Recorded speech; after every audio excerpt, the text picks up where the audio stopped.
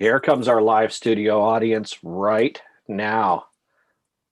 Lynn, good to see you. Shrish, good to see you. Welcome in. I'm sure we'll have a couple more people in a moment, but we're gonna get going. We're gonna get hauling ass, and we're gonna get doing our thing as well.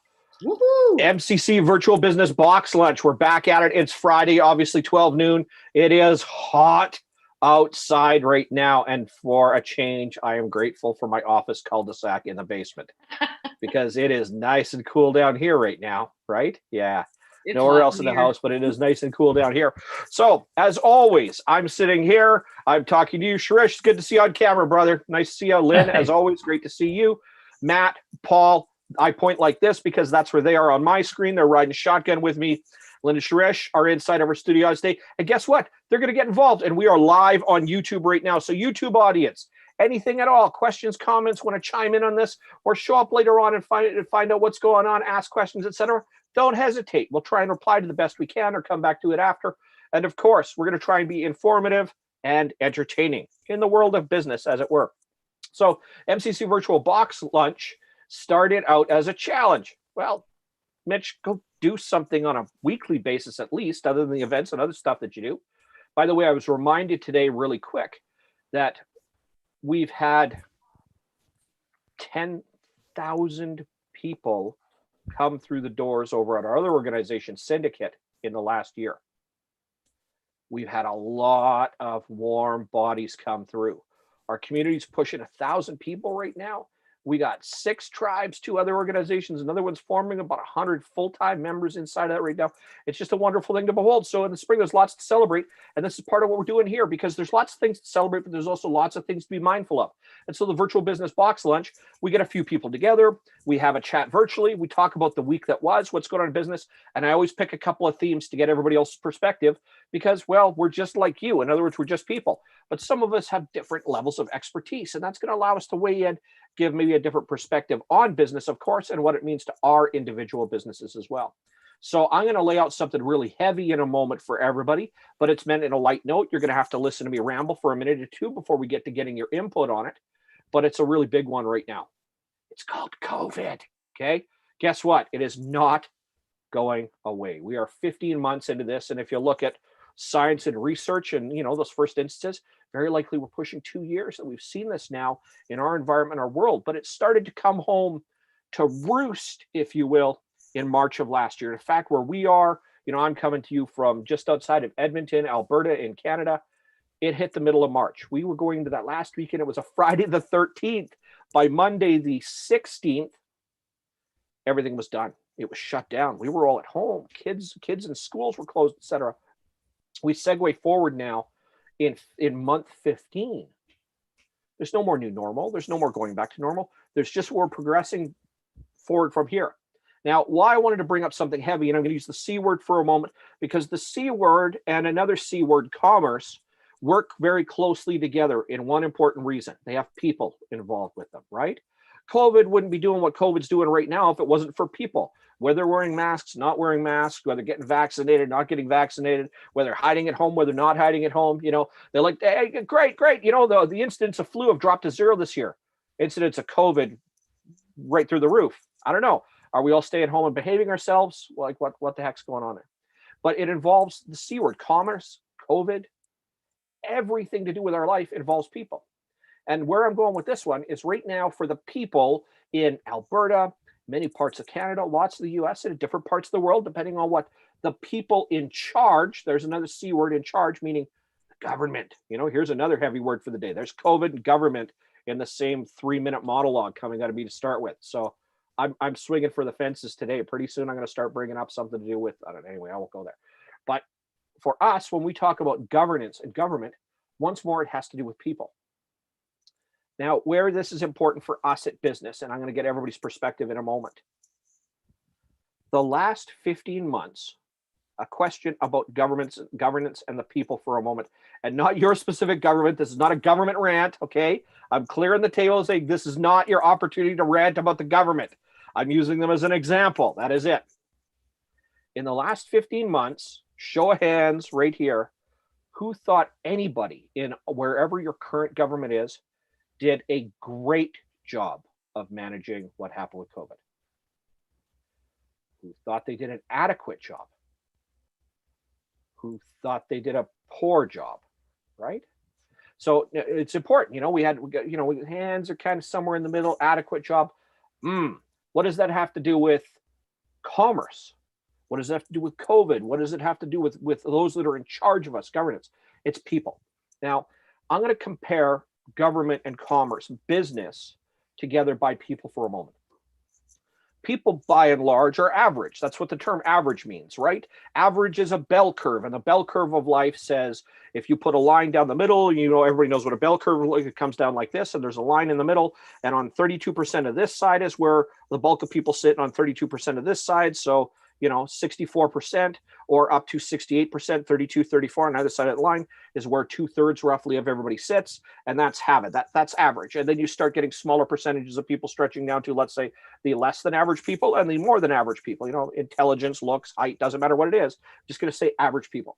So when you take the equation into account that the average person is the average person, which means the bulk of people you meet, 2 and 3 roughly, are going to be average, maybe above average or below average, right around average right now. It means they also tend to make average decisions. So what happens to the average person when they're forced to make a non-average decision? An extraordinary decision, a unique decision, a one-time decision. Who thinks, show of hands, that errors start to occur, right? And yeah, leading questions, I'm getting heads to nod. You're going, well, yeah, okay, Mitch, I understand what you're saying, so I'll nod to go along with you. When we look at empirical studies of people that are right, quote unquote, when it comes to gut feeling, mathematically, we say that people are right by gut 72% of the time, maybe as high as 8. I'm right 7 times out of 10. I'm right 8 times out of 10. I'm right 70% of the time. We've all heard the statistics. We've all talked about the statistics. What's interesting about people making gut decisions about things that they're likely right about 7 and 10 times, 8 and 10 times, is that for most people, making the right gut decision means that they've got something to work with. So in very few instances are we making extrapolative decisions. In other words, having to look for information outside of our system. We're often making interpretive or interpolative decisions. Means that we've got enough information to say, if this is like this, ergo, this should be the solution. So we're most often right by gut because we've got some frame of reference to work with. Now, our accuracy for making a gut decision disappears entirely when we do what? We don't have enough information to work with. So if you take as an example the people in charge and you say 2 and 3 are average, and 2 and 3 make average decisions, and 2 and 3 have an average decision-making abilities, then what's the likelihood the government will have got it right in the last 15 months? Again, not a rant about the government, using it to position. This is my stepping stone to someplace else. So now we go to our position in the marketplace. And in Alberta, and depending on where you are in the world, and usually I talk about North American specific and Western Canada, very, very regionally centered. We have gone from our 3rd lockdown economically and personally and financially to a 3-stage program that's supposed to progress in the next 6 weeks, and then we'll be turned loose for the summer. Okay, cool. Is it because the other C word, COVID, is over? Is it because we beat it with vaccines? Or is it once more the average person trying the best to make a decision? Here's where I equate it to business in a moment. The average person trying to make a decision based on not an awful lot of information at hand for themselves, never having experienced an event like this for the first time. So who now thinks the likelihood of them having made the right decision? Not saying we didn't need to do this. God, I want to go outside. I want to see my friends and family again as well. I want to travel for business. The last 15 months segued a lot of that away. But who here thinks we're likely making not just the right decision, but the best decision? Now I step this over to business and start getting everybody else's feedback. Take that same category for average for a moment and plug it in instead of somebody in government in charge, but somebody in business. What do we have? About 2 and 3 people are average. They make above average or below average decisions. They make above average or below average interpretations. and they make gut decisions, right or wrong, based on how much information they have at hand or experience they have based on what's going forward. Where I'm going with that, with the week that was in business, right now, everybody's scrambling. I'm going to take food service as an example. Everybody's scrambling to get their doors reopened and for the flood of people to come back right now. If you survived the last 15 months, good on you. If you haven't, it went down. Now, why businesses survive or didn't survive, we're going to equate a little bit of that to luck, but more than that, it's because, let's say even the average person starts making above average decisions, or in most cases with failure, they're making average or below average decisions. So if we're there and we are looking at a summer that's going to open up again, and we're looking at wherever we were from a business perspective, what's the likelihood 2 out of 3 business owners are going to make the right decision as we move forward to whatever is going to happen next, whatever summer is going to look like? And so my commentary to the panel, to the audience today, when was your last above average decision? When was your last below average decision? And when was your last great decision in business?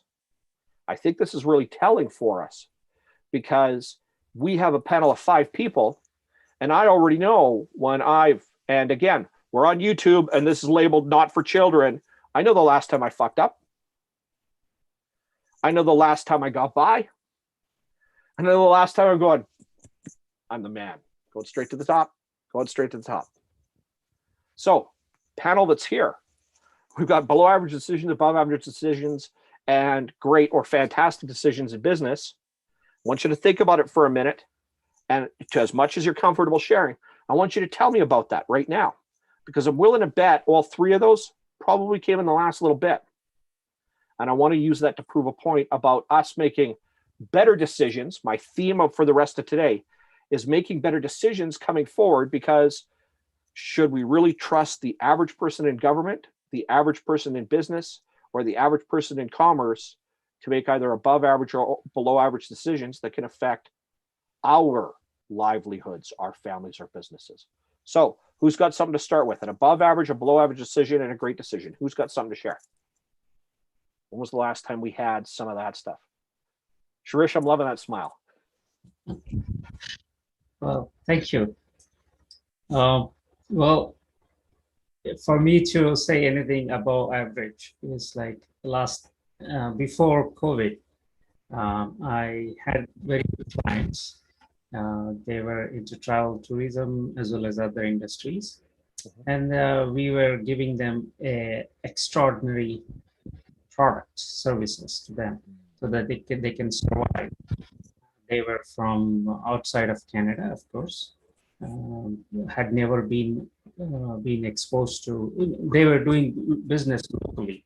So our company's decision or motto is to inspire and bring businesses online. This is the main tagline of our business.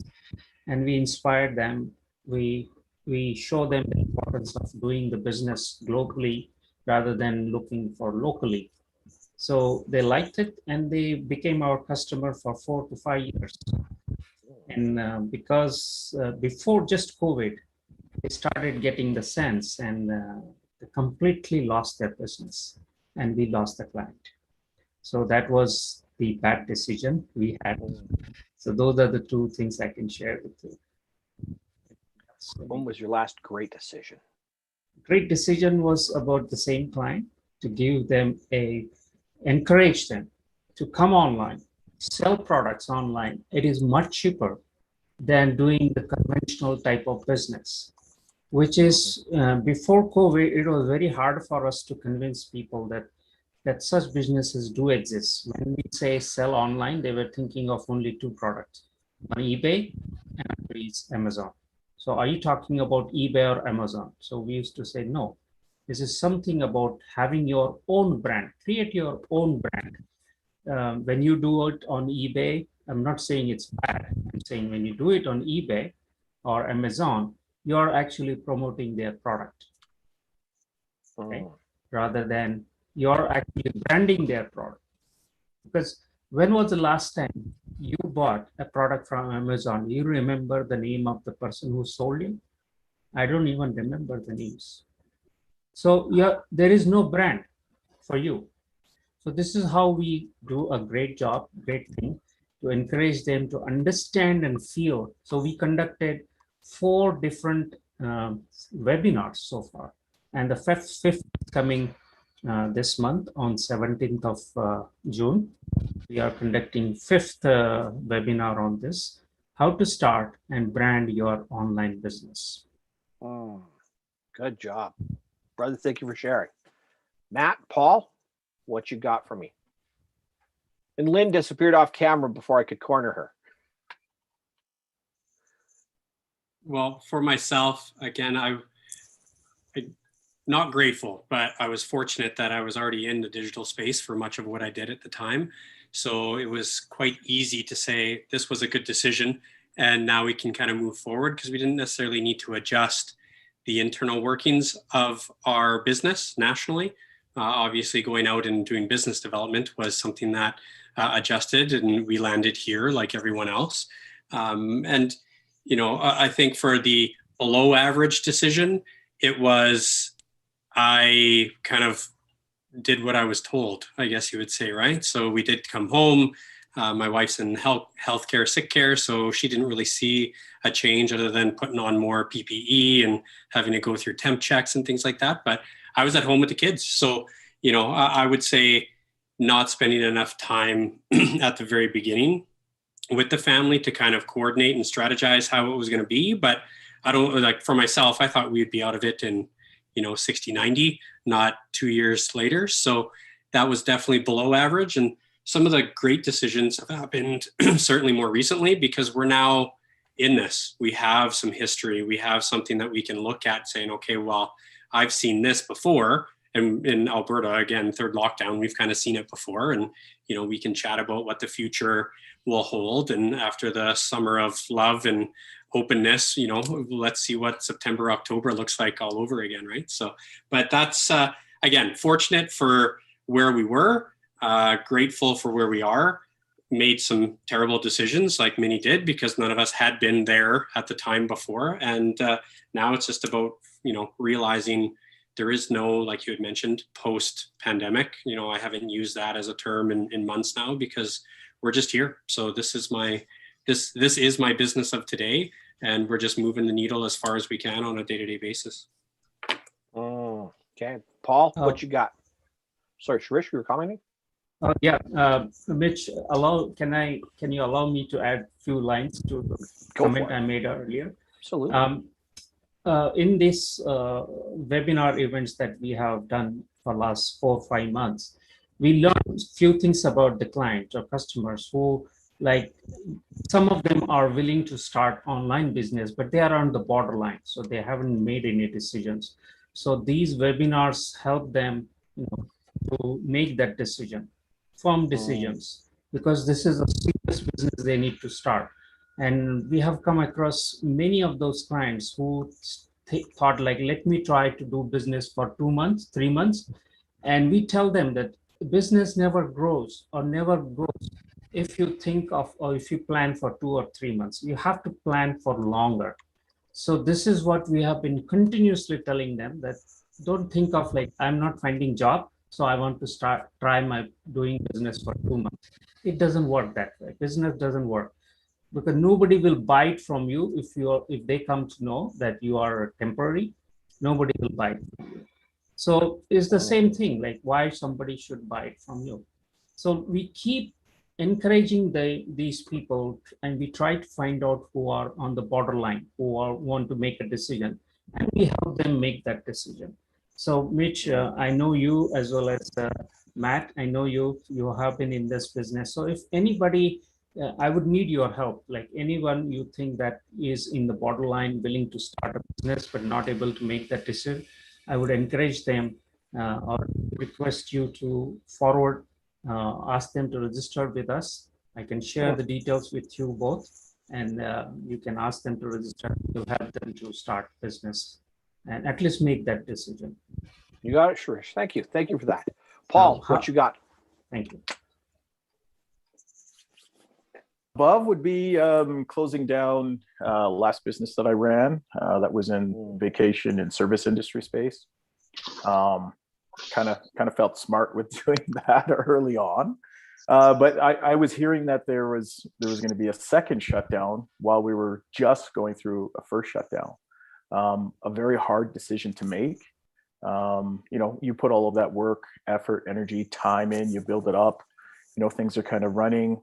And then now you have to make that decision to basically dismantle everything that, you've put a few years into and basically kind of start over or, go off and put your time and energy into something else. So, something that isn't taken lightly, but, grateful that I did do that. So kind of made me more an above decision at this point when we're looking back.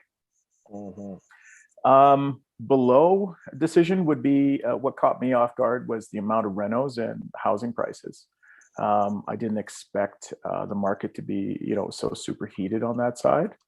It was just amazing for me to witness and see how superheated everything is right now. So that was really interesting. Average would be more along the lines of the timeline, adjusting and just kind of understanding that, hey, this is kind of with us.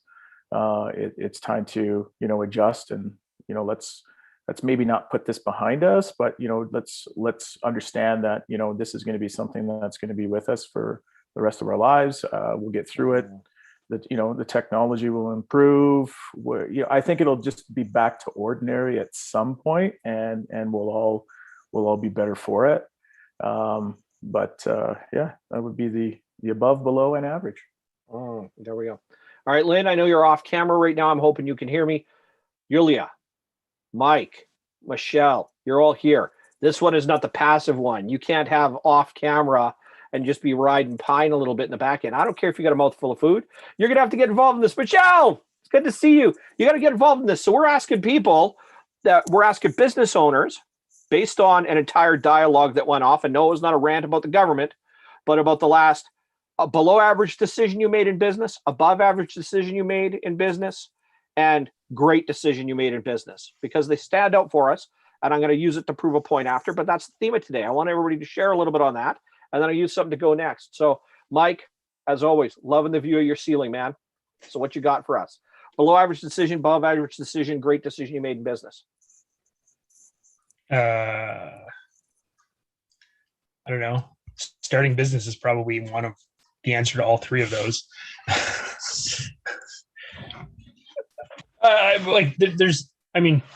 Not a below average, focusing too much on being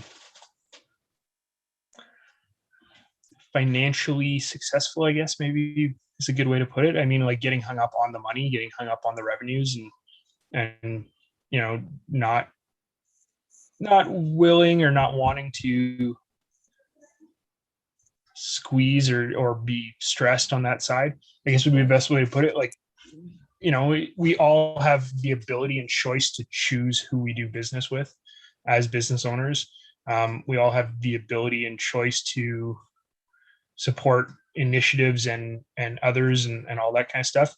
And I think that not staying true to our values. I mean, I've never met somebody who hasn't at some point bent on their values or haven't figured out their values yet. So they don't have anything to hold themselves to. But I think it's something that we all get hung up on, and by not having that, we all make crappy decisions that leads us down there's a webinar I was a part of, and they called it the bullshit line. The job just wasn't it was below the bullshit line. It just wasn't worth it, but we all still do it. We all still did it. And, that would be where I say I've made some poor decisions about that, but I've gotten better with it. And I've found that if I'm open with people and pursue values and pursue people who are cool with those values and cool with that approach, and get that maybe it's not going to be the fastest, maybe it's not going to be the most cost effective, it will be right. But like, like all of that ties together, and like I've found way more success. Like the number of relationships I have where like we don't bid against other people, they come to us and they're like, do this. We know you're going to do it right. We know you're going to do it for a fair price. Like we're not hung up on any of that. We just need you to do it because we know you do it. Mm-hmm. Mm-hmm. Awesome. Thank you, brother. Michelle, what you got? Hello, it's been a while. Okay, so I think probably my below average decision would have been, I had hired somebody last year to take over my social media, and I wasn't finding that I was having any growth. And so I'm like, I can do it.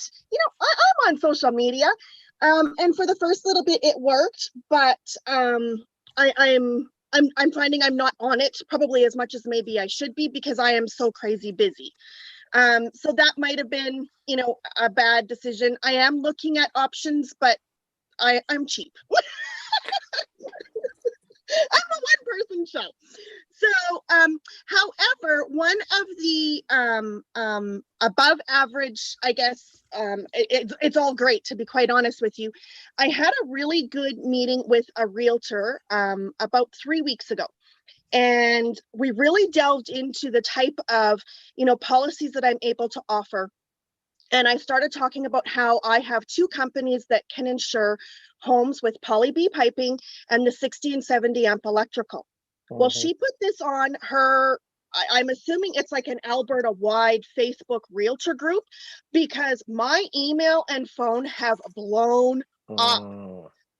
In the last 2 weeks, I've done 5 new policies from this one post. Like it is absolutely nuts. So that is, kind of like my, great decision was, just being like, hey, I offer this because everybody offers home insurance, but not everybody offers the hard stuff. So that's been what I've been really focusing on this last 3-4 weeks, is really driving home, that we can do the hard stuff. You might have your regular broker in your network or this or that or whatever, but they're not going to be able to help you. Keep me in the back of your mind because I can. So that's been a huge one. And then the other area that I've decided to focus on, and this is a lot driven from JD and from Shane, is the cyber. And so I'm working with both of them to review the policies that I can offer. And Shane and I have actually signed an NDA, and we're working on one client together right now. So I think that's going to be another huge area that I can really focus on, and just be able to just focus on those 2 things. Forget about the auto, the this, or that, and whatever, because that'll all come. That's easy peasy. So that's been my May. Fantastic, Michelle. Thanks for sharing. And Yulia's literally, are you eating lunch? Yes. Yes. Somebody brought their lunch. You're the first person to bring lunch to the virtual box lunch. Love it. Absolutely love it. It's what's there. By the way, if you guys have got food, go ahead. It's fine. It's a virtual box lunch. You can eat while you're here. It's absolutely perfect. So I'm going to use the below average, above average, and of course, great decision making for a moment. Who thinks they spent too long making their below average decision? Who thinks it seemed like it took an awful long time, or maybe they deliberated an awful lot with it? I'm seeing some head nodding, some hands started to wave, to pop up in the air already. Who thinks the great decision came pretty quick? Okay, interesting. I'll go back to a moment where I started off, and once again, not a rant about the government, no. But when you take above average and below average people and ask them to make above average and below average decisions on a regular basis, you get above average and below average responses, right?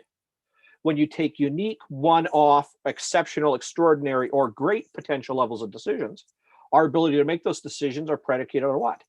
What we know, what we think, what we feel, our confidence level, etc. Remember, this virtual business box lunch is to share some stuff in business the week that was, etc., but to give some context for people to take away as well. So I'm going to ask you one more time. Who here thinks they probably took too much time making a decision that ended up being a poor one? Okay. Who here thinks, whether they took lots of time or not, if you really thought about it now, thinks that their great decision seems to have happened really quickly, felt like it happened pretty fast? That's interesting to note about people. So why is that so important for us? Well, one, if we just look at the government, and again, we look at the people in charge, we look at commerce, and we look at COVID. COVID, it's here. We get used to it, right? It's just another word for us. It's another thing that's going on. It's another situation we've got to deal with in life. But it's had an effect on commerce. It's had an effect on the people in charge. It's had an effect on all those other C words, D words, B words, doesn't matter what those words are. It's had an effect on our families. It's had an effect on our livelihoods, et cetera, et cetera, et cetera. So what we see time and again, what I see day in and day out, is just a whole bunch of, remember, 2/3 of people, above average and below average people, trying to make above average or below average decisions in what is an extraordinary, unique, or changed environment. So how well do we think the above average or below average decisions really weather for us, especially if we're taking too much time? What does that say about it? We feel like we spend an inordinate amount of time doing it. So thinking about that for a moment, if you had to go back and erase a below average decision, there could be dozens of different factors, but what would be the one thing you'd end up doing different? And how much faster would you decide to do it? Now, again, I said to start with, I'm talking about decision-making, above average, below average, and great decision-making. But what I'm nursing this conversation along to, again, because I've always got a theme as we come into it, and where I'm driving traffic with the 8 people now on the call live. And by the way, Shane could not go a week without at least letting us know that he was watching if he couldn't participate. So he's commented already up there to say hi to everybody that's on the call right now. I'm engineering this entire conversation to go to the point that how many times do we screw ourselves by taking a little too long to make a decision when it seems like the really good decisions happen fast, which means what does that say about the way we're thinking or making decisions? Chances are 2/3 of the time we're doing what? Making above average or below average decisions. And so when it's something that's extraordinary, unique, life altering, high risk, or potentially great, what's getting in the way? Are we now going to be 2/3 right or 2/3 wrong? So I want you to think about that situation for a moment. And then I'm going to get everybody to put in. So Yulia, even if you got your mouth full, I don't care. I want you to think about the last below average decision you made, and maybe it's the one you talked about here now. And what would have been the one thing you'd change, or the one thing that you can look at now and go, I would have done this different. Why? Because you're going to educate everybody else on this call, and you're going to educate everybody else out there. Not because everybody goes, my situation was so unique, like COVID, see, no, it's not. Most business decisions, most commerce decisions, what are they? Somewhere in the above average or below average frame. What does that mean by above average and below average? Most common. What does it mean? 2/3 of the time. Chances are what you've gone through is what I've gone through, what those guys have gone through, what those people have gone through, and they told 2 friends, and they told 2 friends, and so on and so on. So think about that last below average decision, and what's the one change you could have made that one would have sped it up, but 2, change that from below average to above average, or even a great decision.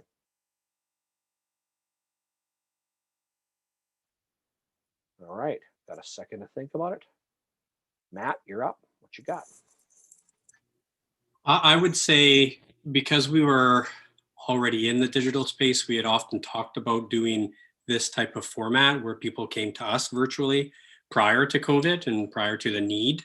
And, for myself here locally, Alberta has the Alberta problem. We were super successful, very prosperous for so long, sleeping on beds money. You didn't really need to worry about costs of goods and some of the finer details in business, whether or not you're small, medium, or large, right? So we should have had more, history or documentation ready to go at the time. And we sat on it, right? Like we talked about it for months and weeks, and we just didn't move that needle forward. And then we had to, like many people, kind of put something together so that you had that slide deck or that online portal or whatever it may be. So that, to us, or to myself here locally, was probably the biggest fall down. I wouldn't necessarily change it per se, because we took what we had and again evolved it and created something that was quite unique and quite relevant for the time of today. And people enjoyed that it was evolving as our information about everything in the world was evolving too, right? So they saw us being agile enough to kind of work our way through it. Awesome. Paul, what you got?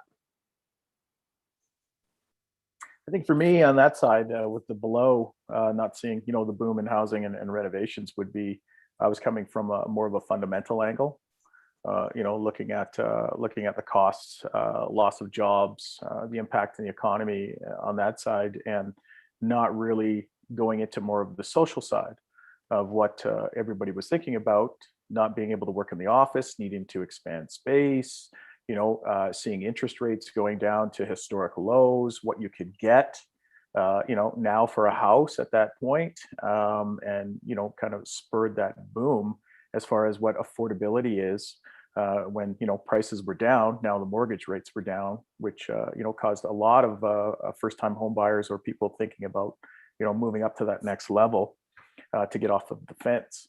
And that, I think that, that kind of started the stampede, right? It was the gun that went off. And I didn't see that occurring, because I was more focused fundamental than, socially what was happening. Okay. Michelle? I guess for me, I like just going back to the social media thing. I could make it more of a priority, for me to do it, because there are, many different platforms out there where I can do, the scheduling and everything else.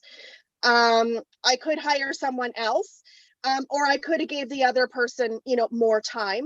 I just felt that I was throwing good money after bad, and I was creating all of the material anyway. So I think to rectify, the, below average decision is I really need to, make it a priority and, just sit down for, an hour or whatever it is and, get it into the scheduling platform and get that done. Or I really need to hire someone else, one or the other. But again, if I'm hiring someone else, I'm creating the content anyway. So I'm still putting in that time. Okay. So it's that catch-22, right? Because I still have to create everything, and then they're just scheduling it into their platform. So I think, just sitting here, I need to make it a priority and make that happen. Okay. Sharish, what you got? You're on mute, brother.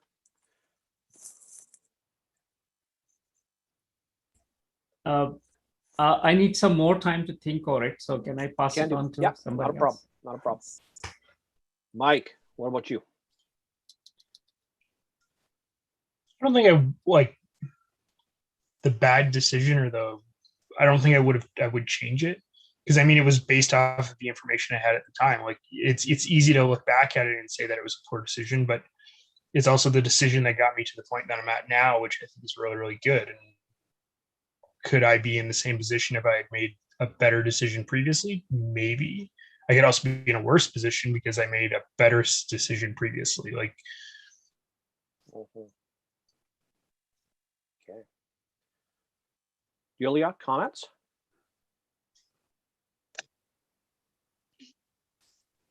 Excuse me. So, is it best decision we're talking, or opposite? Talking about if you could go back and you're looking at your below average decision or one of your worst decisions, one thing that you think you could have changed that would have turned that around, that would have changed that outcome. So what I was thinking, probably for me, I would need to act faster, in the beginning, like just to launch the business itself. So if I won't take like a year, and not like to plan everything, then I had babies. So it just like, just taking that time a little bit. So taking it easy, basically. I should have been a bit more like proactive, I think, in the beginning. So I would be probably a bit ahead where I'm at today. But well, it's only, at that time. So now I'm doing what I'm doing. So it's not like I'm regretting or, it's just I learned from it and now I know. So that's pretty much it for me. Okay. I'm going to talk about some stuff because some of these I write notes, some of them I nudge, some of them I remember things or whatever it is, but I made sure to write notes because again, crafty bugger than I am. I'm trying to engineer this whole conversation to see if I can get it to go to exactly where I want it to inside of 60 minutes. And everybody that knows me really well is laughing already about that because they're like, yeah, that's not different. We've all a lot of people on this call right now have been clients of mine in the past or might be currently, and they're like, yeah, that's like every 30 or 60 minutes of my life I spend with this jerk every week kind of thing. Anyway, for us, I'm watching them, keeping notes in some really specific categories. And, I've heard from, half the people here, in hindsight, I really don't regret the decision. It led me to where I'm at right now. That's okay. Being able to see something, see the benefit in what happened and being able to see that it got you to a certain place and you can find advantages from that there. I heard some people say some really specific things, different words, but started to point some common themes, etc. But the best part about, trying to drive this conversation is that when I turn the flow over to people, and in this case, on this call, there is no below average person. There isn't. Everybody has to at least be above average or higher. Everybody is really good at what they do. Everybody's really smart. Everybody's trying. Everybody's willing. Everybody's putting in time and dedication. Everybody's willing to take feedback and advice and suggestions. You hear where I'm going with this? So the things that I wrote down that are most important. And so we talk about function first. When we make above average or below average decisions based on function, every time somebody said it was about function, it's because they didn't know enough. What did it say about the decision making? It felt like it took a lot longer, right? And what does that really mean? It means that likely we don't have enough sense, expectation, or maybe even planning ahead of time. Well, how can you plan for something you don't know? Exactly. Couldn't plan for the first C word. I started off this call with today. COVID. Could not do it at all. But could you plan for, as in Paul's instance, for example, COVID was merely the trigger. Could you have planned for a market shift, right? If we're thinking far enough ahead, and I'm going to single Paul out for a moment, not because he's right or wrong more than anybody else, but just because that's one that Paul and I have been talking about for 3 years, actually about the last 4 real estate market corrections. Because what we just had right now, thanks to COVID, is no different than any of the previous 4. Really not. Prices changed violently, abruptly, and suddenly in real estate. The market either heated up or cooled down. And then what happened? There was a response in the form of lending. When the market cools down, response formed in lending. Now, this is a little bit more unique because what we had is the market started to cool down at the beginning of COVID. Then it went on fire and yet rates still dropped. So it's almost a perfect storm to be able to buy because people started to transact in a hurry because we're stuck at home. So, hey, I don't want to live in this house anymore. I'm going to go buy another one. So what I actually heard from everybody here today, when we talk about the below average, above average, and great decisions, anybody that made a great decision likely had an idea in their head of what they already wanted to do. Could we all agree our great decisions probably were, if we think about them for a moment, and this is not a blanket or a universal truth, but chances are it was you felt a little bit more like you were in the right place at the right time, or you were working with an area that you're strong, right? Great decisions very likely come from a place where you're strong, which means what? It feels like you're making faster decisions. You've got more information to work with inside the system. When you make above average decisions, you probably have a sense of what's going to happen, maybe not what the outcome should be, so you can work with it. And below average decisions, what I heard from Matt, and two of the words that I wrote down first as he was talking, actually had to do with marketing and sales. He's like, when this whole thing shifted and we started to go the technology, move online, we should have moved on before. We didn't now. In hindsight, I really wouldn't regret it or whatever. We could have done it. But that is changing the way you do something, right? We were very, very comfortable. He's absolutely right. Even me. I get to work with people all over the world. I was pretty comfortable. Matt knows this because we were holding court at pretty much the same table, same restaurant, every Wednesday for 6 to 8 or 10 hours a day, right? For a long time. So COVID pushed me to do this. Before, it was the exception to the rule for all of my clients that were too far away. Right? For Paul, it's about, he talked about, not governing based off of finance or business decisions so much as watching what the social engineering said. But the reality was that he had enough information in his head that if he had been looking at it, and he used the word social, but he was looking at the shift that was happening amongst people, which is always a leading indicator, right? We have economic indicators and we have social indicators, what people are doing. That's why people can engineer responses to movies, toys, etc. Who here, and if you grew up in the North American market, who remembers Pet Rocks? Who remembers Furbies? Who remembers Nintendos, right? Well, who remembers any number of things that we've lined up like a pack of idiots outside of a store to get first? Who's ever stood in line at an Apple store to get a phone? Well, Paul hasn't. Anyway, we won't go there. But we'll do that too. What is that? That's social, but it's also economic indicators. Every time until Steve Jobs passed, and it's not that Apple isn't doing it great, and it's not a great company, but every time before Steve Jobs passed and he announced there's going to be a new technology issue, and they did it the same 2 times every year, guess what happened to the stock price? You always knew the moment Steve was going to announce an announcement, it's a good time to invest in Apple. The finest in social engineering being used to do what? Govern economy. So are we all brilliant human beings? Or is there, we might have enough information going, hey, every time Steve announces a new iPhone, even though it's exactly the same as the last one, their stock price jumps for that quarter. You should buy some shares. I got $500 or $1,000. I'm going to invest $1,000 in Apple because in 3 weeks, it's going to be up 10 or 12 or 15%. That's a good rate of return in a couple of weeks' time. Then I'll sell it off, wait for the next one. Hey, look, Steve's talking about more shit. Time to buy Apple. But that happened because, well, for the clever or the obsessed or whatever it is, they would sit there and they'd look, and that became a social indicator, but a financial indicator. So for us as takeaways, and I get some final thoughts on everybody today on this, would be if we look at any of our individual below average decisions or above average decisions, chances are it started out from an emotional place first. And then we tried to justify it. And then we tried to apply the math.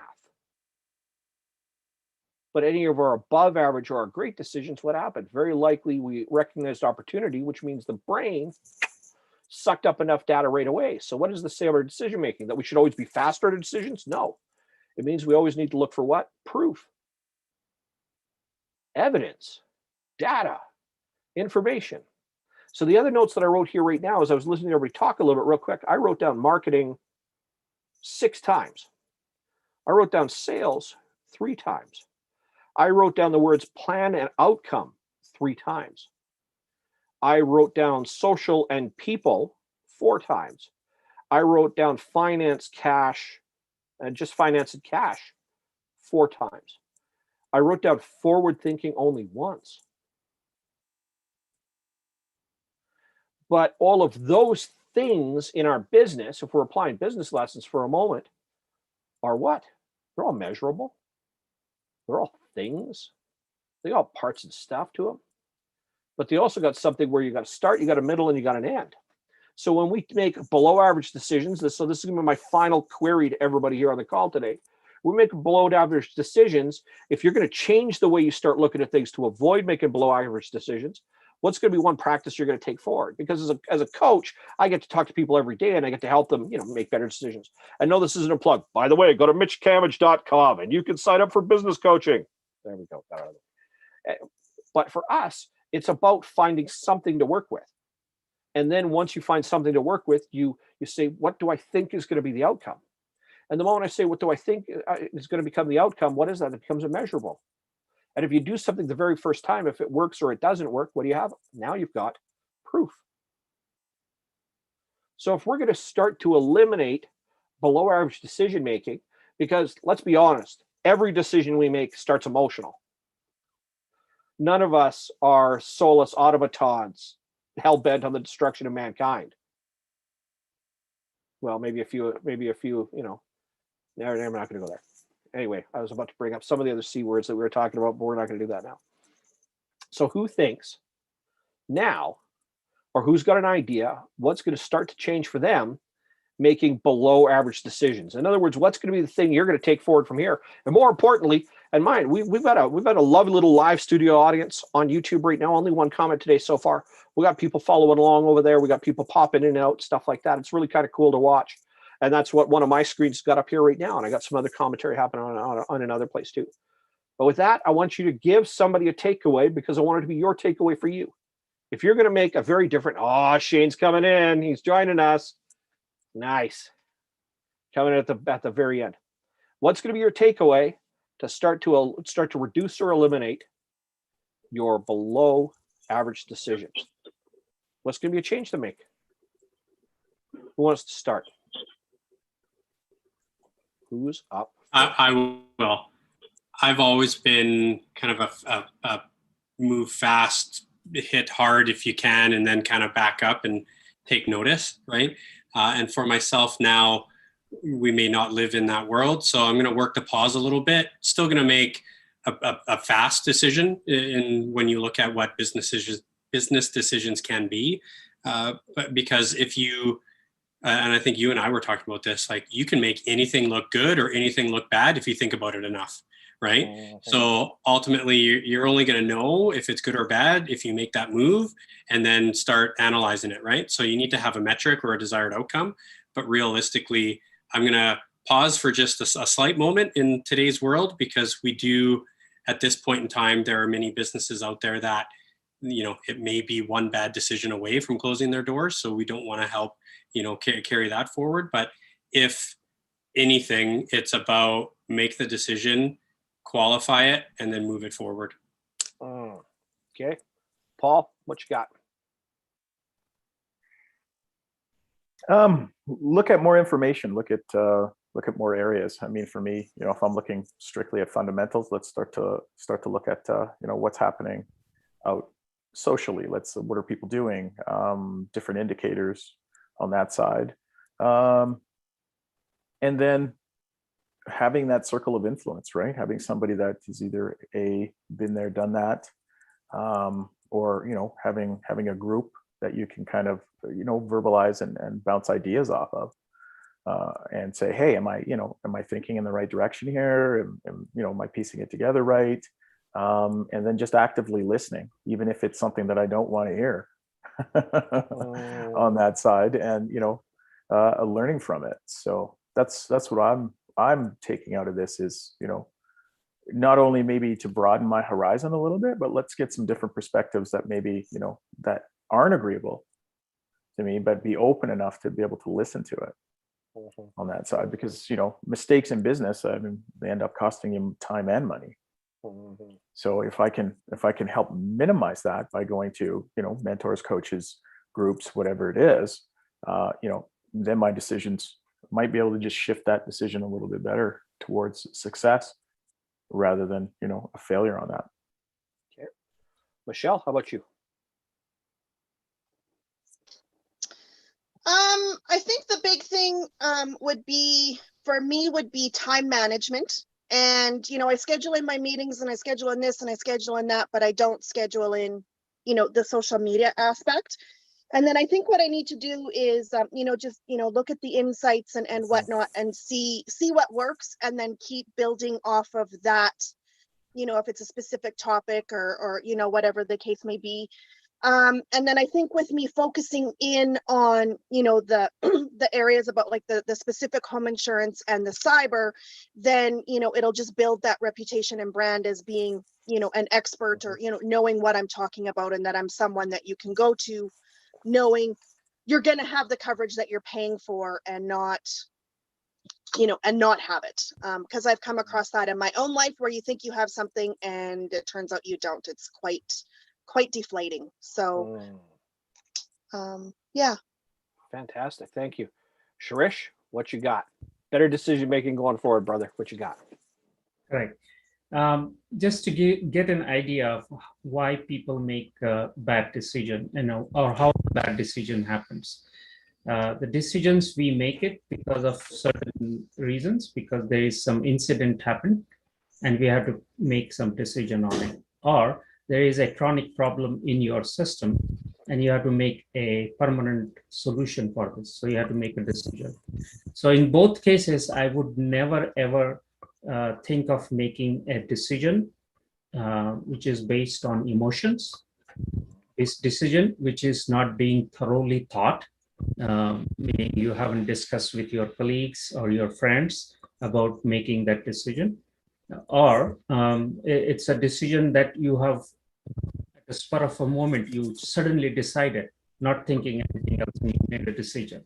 So those are the parameters or things that you should try to avoid, and I would definitely try to avoid in making those decisions, because those decisions always turns out 99% cases they turn out to be a bad decision.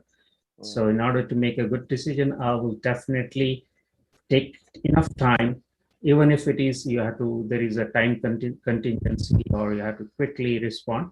You will think over it, discuss with others, and then make a decision. It's an informed decision. Like in IT industry, we call that as an informed decision. Means it has been informed to everyone that certain decisions will be made, and then you take the inputs from them. So it's kind of an informed decision. I will make it. Perfect. Thank you, brother. Mike, what you got? You're welcome. What's the question again?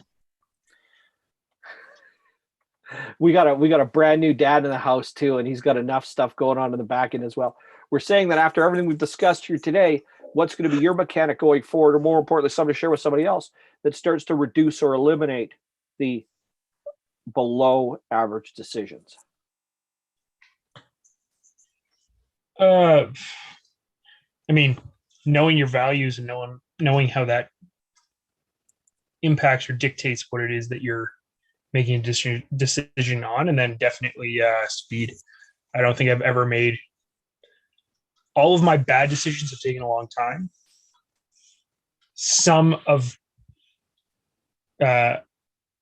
And then any decision I've made quickly could be bad, could be good. All of the ones that take a really long time have typically been bad. And I mean, like every decision has like what's long, what's short is like semantics as to the decision. Like, are you going to make a decision to spend $1 million in a minute? No. Are you going to spend 2 years making a decision?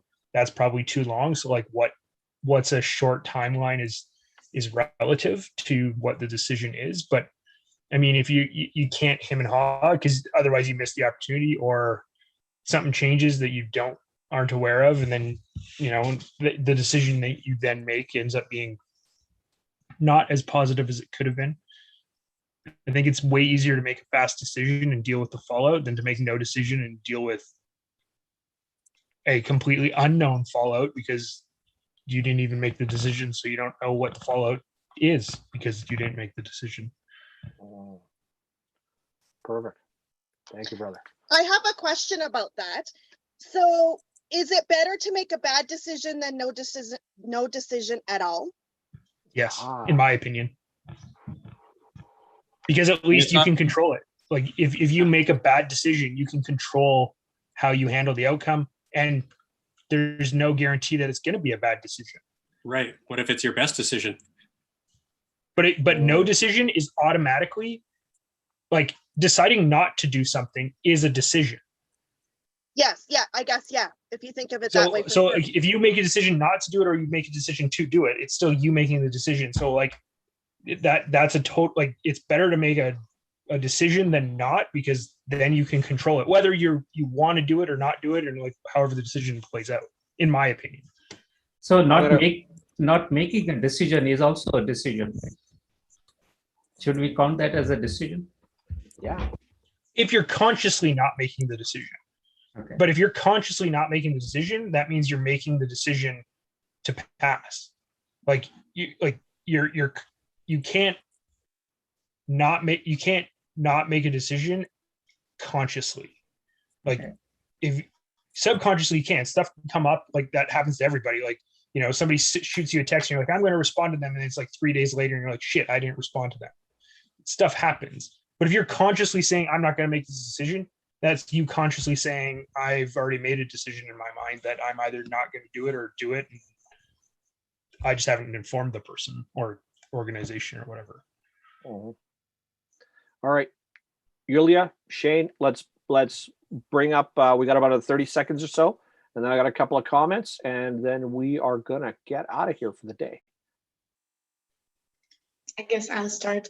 For me, I think it's just listen to your gut, because sometimes when you're thinking too much, you just taking yourself away from that right decision. So, and at the same time, any average decision you make, it still leads you to one step closer. So I wouldn't consider like average decision it's a sort of like below average or whatever, not a good decision. It's still good like decision. So it's brings you where you're at this moment. So yeah, and probably also surround yourself with good like-minded people that can help you to maybe go to reach to that right decision faster, and educate yourself on whatever decision you like problem or solution you're trying to solve. So okay.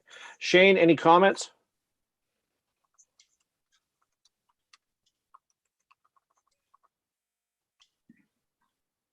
Going once, going twice. All right, I'm going to give you guys. Hey, Shane, I'm sorry, okay, wait. Yeah, go for it, brother. Sorry about that, guys. I'm just driving Calgary back to Edmonton. So I found that I have fairly strong relationships with my clients, but I wouldn't say necessarily very deep. What I mean by that is my clients trust me to make decisions on technology and stuff like that, but I don't know them personally very well. And I've made the conscious decision to actually get to know my clients at a deeper level so that I can help them make important decisions.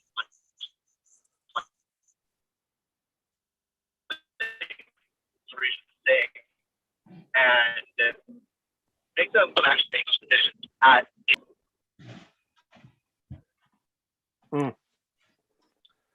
Little bit of a tech glitch there, Shane, but that's all right, brother. We got the gist of what you're saying. I'm going to close this up here for the day as well. And as always, to my live studio audience, thank you for joining us. But here's what I have taken away from today. And more important, like I said, I like to engineer these conversations to go to somewhere to prove a point. More importantly, to get a whole bunch of people's perspective, because it's interesting that when I write notes and think about these things ahead of time and go, I'm going to try and nudge these people in a certain direction. You guys talk about how you feel about these things, and I get validated by finding out that I'm right. I'm kidding. But it's nice to see that when you put smart enough people together in a room, and when you look at certain things in a certain way, and I don't mean because it's been forced, but you're like, hey, listen, what are we going to do this? You start to find similar outcomes or similar thinking. So here's 7 things to bear in mind to avoid the below average decisions, help sharpen up the above average decisions, and of course, make better, great decisions as well. And this is stuff that I talk to people about all the time, but here's some stuff for you guys right now. Ask yourself, first question, do I know it? In other words, whatever it is I'm making a decision on, do I know it or do I know enough? Second question, if I don't know enough or I don't know it, does somebody I know it so I can go to them for feedback? The third thing to always ask myself, what tasks or what stuff would I have to do? Fourth one, what do I think or what do I expect is the outcome? In other words, what's gonna happen because of something that I'm gonna do?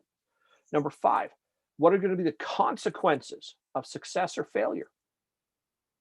Number 6, can I get my emotions in check? And number 7, the speed to deliver. Does a decision have to be made right now? Is a decision even required? Or can I take the luxury of time? Many of the decisions we make, if we look at step 6, getting your emotions in check, we realize that the expediency of having it done right now isn't so right now as what we originally thought. And many of our below average decisions, likely for the benefit of another 30 seconds or a minute or an hour, would give us what would likely at least start to convert towards average or maybe even above average decision making. Something I used to say to clients an awful lot, I've gone away from doing it now simply because my language has changed as well. What I used to say to people all the time, and I think it summarizes this very well, so you guys feel free to steal this. If they're not flying the heart in and you're not the only person in the Western Hemisphere to do the transplant, do you really have to answer the phone right now? In other words, does it have to be you right at this moment, or do you have a little bit of time to figure it out? Once again, great decisions tend to come fast, but as long as you're willing to judge, what? Do you know it? Does somebody else know it? Do you know what you're supposed to do?